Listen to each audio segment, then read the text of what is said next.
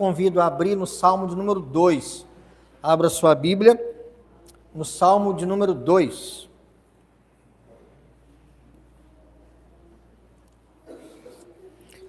Desde domingo passado estamos vendo sermões natalinos. Esse é o segundo sermão, e eu queria falar um sermão natalino sobre a realeza do Filho de Deus. Salmo de número 2, por esse salmo você acompanha aí atentamente. O Salmo 2 diz assim: o reinado do ungido de Deus. Porque se enfurece os gentios, e os povos imaginam coisas vãs? Os reis da terra se levantam, e os príncipes conspiram contra o Senhor e contra o seu ungido, dizendo: rompamos os seus laços e sacudamos de nós as suas algemas. Ri-se aquele que habita nos céus, o Senhor zomba deles. Na sua ira, seu tempo lhes há de falar, e no seu furor os confundirá. Eu, porém, constituí o meu rei sobre o meu santo monte Sião. Proclamarei o decreto do Senhor. Ele me disse: tu és meu filho, eu hoje te gerei. Pede-me, e eu te darei as nações por herança, e as extremidades da terra por tua possessão. Com vara de ferro as regerás, e as despedaçarás como um vaso de oleiro. Agora, pois, ó reis, sede prudentes, deixai-vos advertir, juízes da terra, servi ao Senhor com temor, e alegrai-vos nele com tremor. Beijai o filho, para que se não irrite, não pereçais no caminho, porque dentro em pouco se lhe inflamará a ira. Bem-aventurados todos os que nele se refugiam. O nascimento, queridos irmãos e irmãs, o Natal, ele vai tratar do nascimento do Senhor Jesus. Você sabe que vivemos tempo que parece que é só comércio e tal, e a magia do Natal, e essa coisa que não tem magia nenhuma. Porque o verdadeiro e real e único sentido do Natal é o Senhor Jesus Cristo, que encarnou, o Filho eterno de Deus, assumiu natureza humana, viveu no meio de pecadores, foi amaldiçoado lá na cruz, como se ele tivesse pecado, mas ele não tinha pecado. Ele passou por tudo isso no nosso lugar. Mas agora que o Natal se aproxima, os nossos corações e os textos bíblicos que lemos se voltam para Belém. Lembramos do presépio, não é verdade? Da manjedoura, dos pastores. Mas hoje, eu quero que olhemos para a cena do Natal. Não em Mateus ou Lucas, mas olhemos para a cena do Natal a partir do Salmo 2. E o Salmo 2, ele começa com um cenário de crise. Olha o versículo 1. Porque se enfurece os gentios e os povos imaginam coisas vãs? Os reis da terra se levantam e os príncipes conspiram contra o Senhor e contra o seu ungido, dizendo: rompamos os seus laços e sacudamos de nós as suas algemas. O Salmo 2, ele começa com uma cena de crise, de caos, de rebelião. É uma imagem dramática. As nações estão em alvoroço, eles tramam contra Deus, tramam contra o ungido, contra o Messias, e eles bradam e eles gritam: nós vamos soltar as amarras, o Senhor e o seu ungido não vai nos dominar.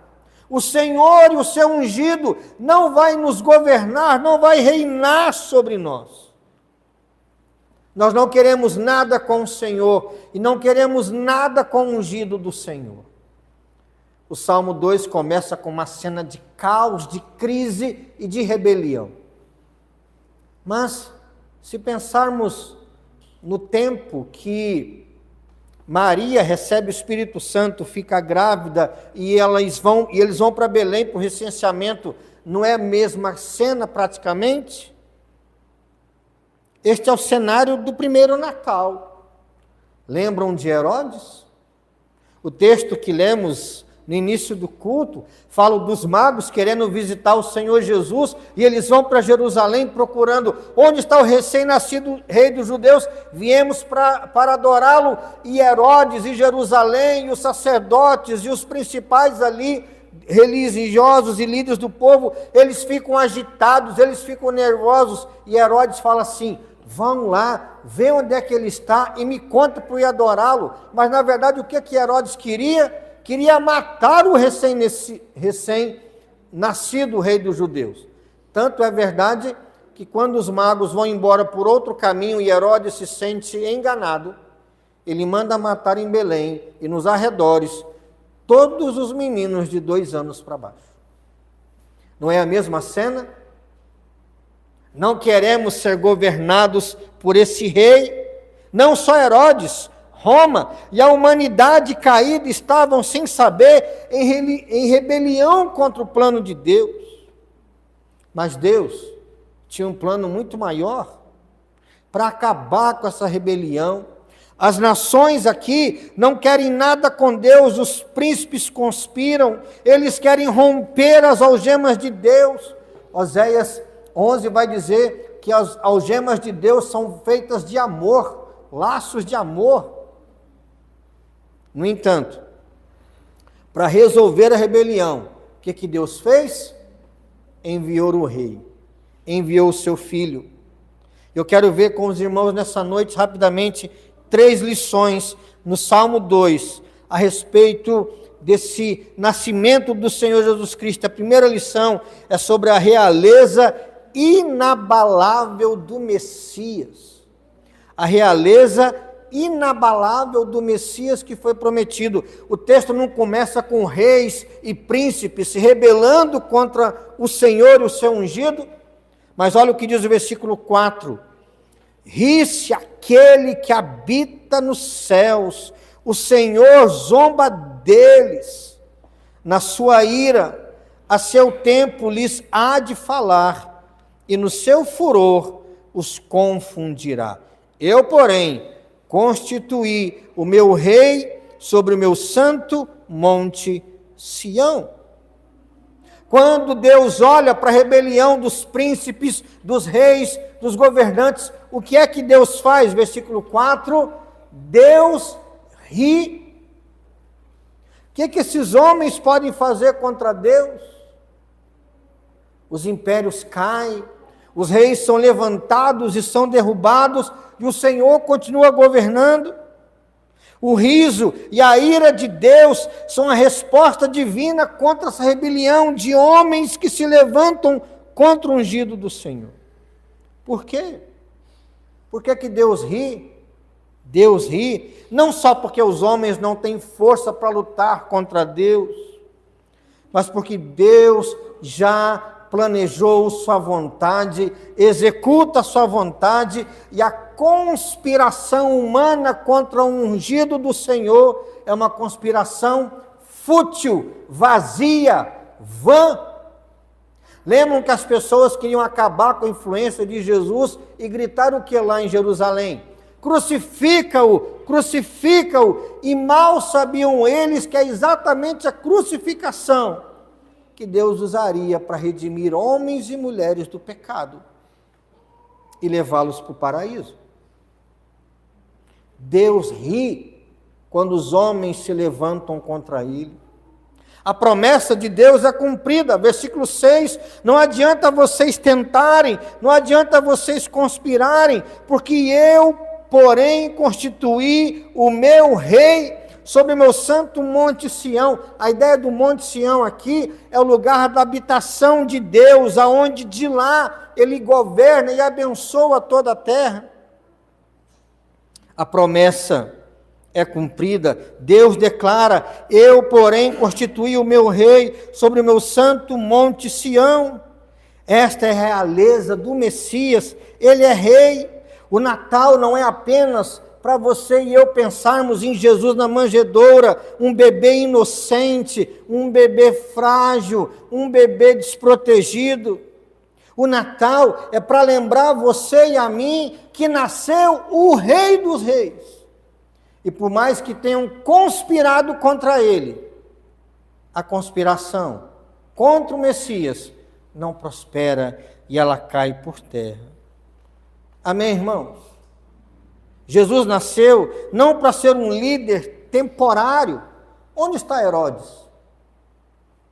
Onde está Pilatos hoje? E onde está Jesus?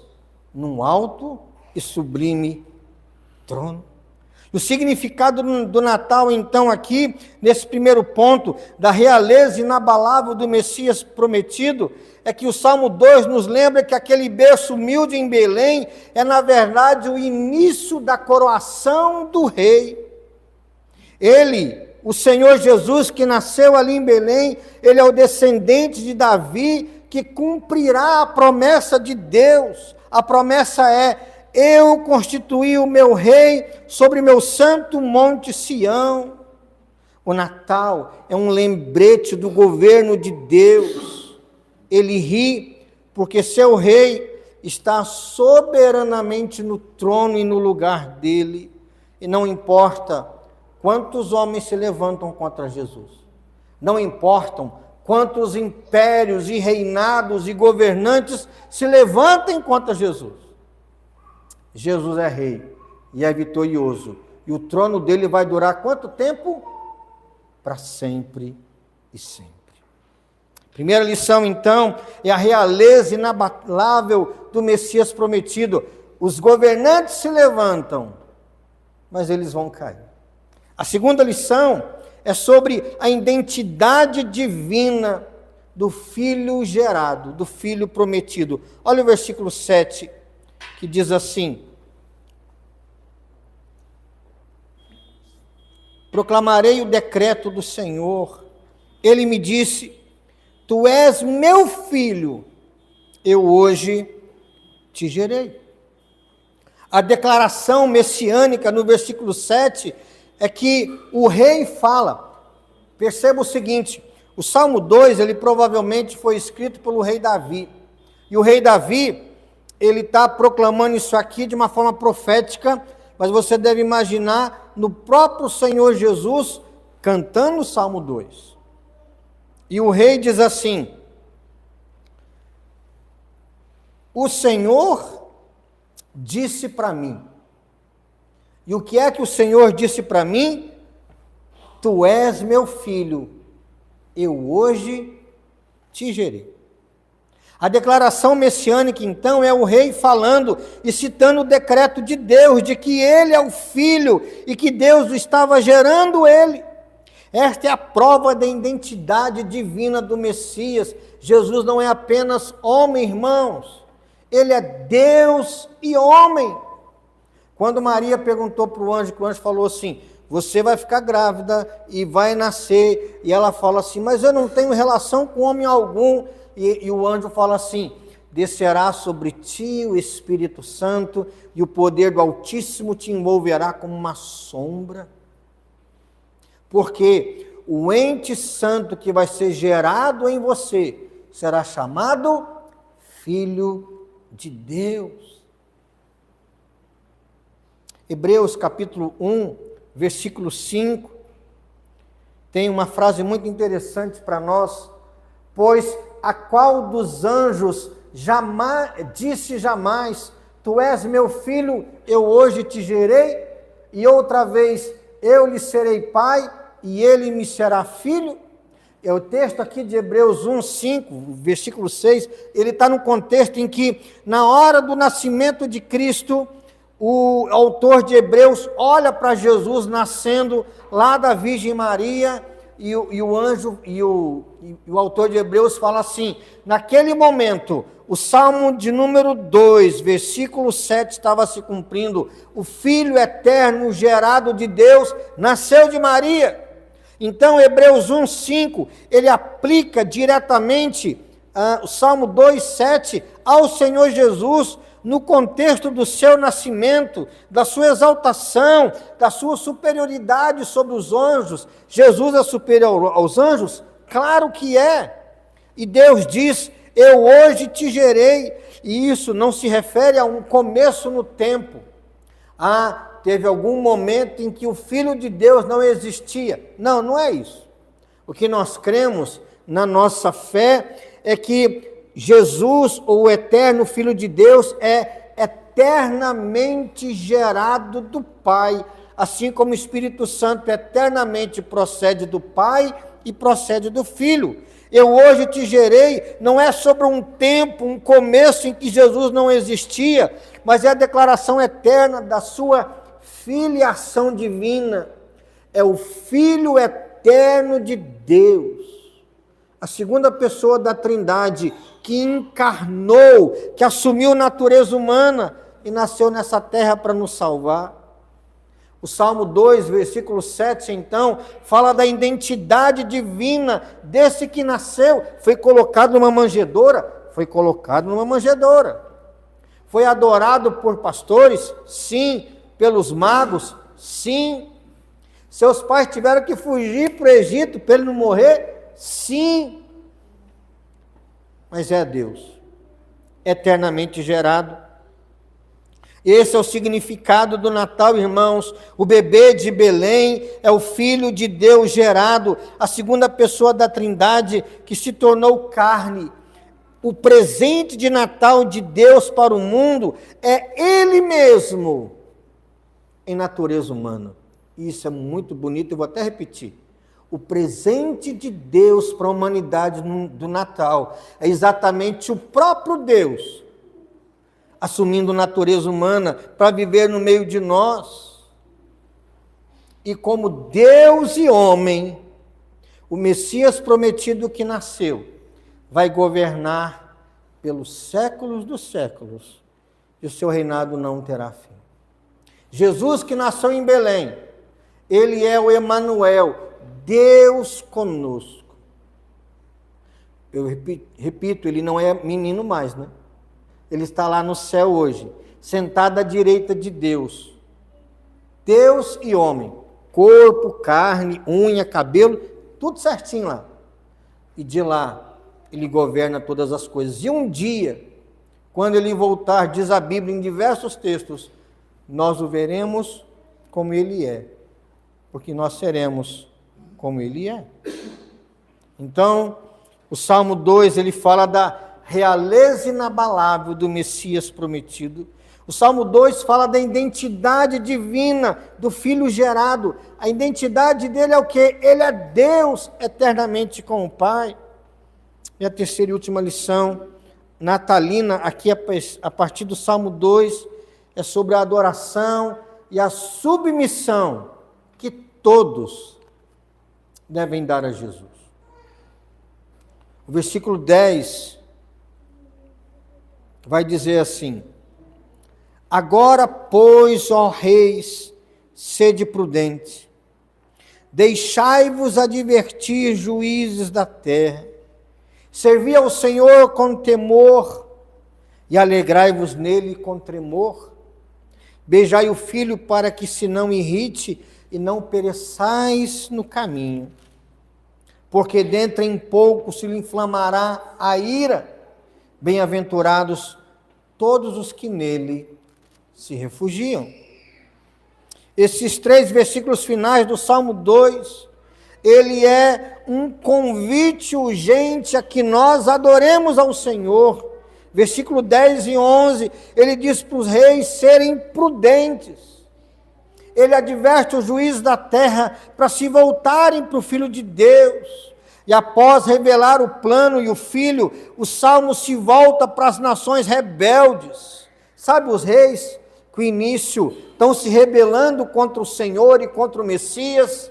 A graça de Deus é tão preciosa que no final do Salmo, esses que no início queriam se levantar contra o Messias, é estendido o convite a eles: sede prudentes, deixa de ser rebelde, vocês não vão vencer, mas se vocês se renderem, vocês terão parte no reino do Messias prometido. Sede prudentes, servi ao Senhor com temor, alegrai-vos nele com tremor. Queridos irmãos, a única resposta sensata à realeza de Jesus, a Jesus que nasceu, é a nossa entrega, a nossa submissão, a nossa adoração. o nosso serviço, o nosso amor a Ele. Ser rebelde contra Cristo não vale a pena.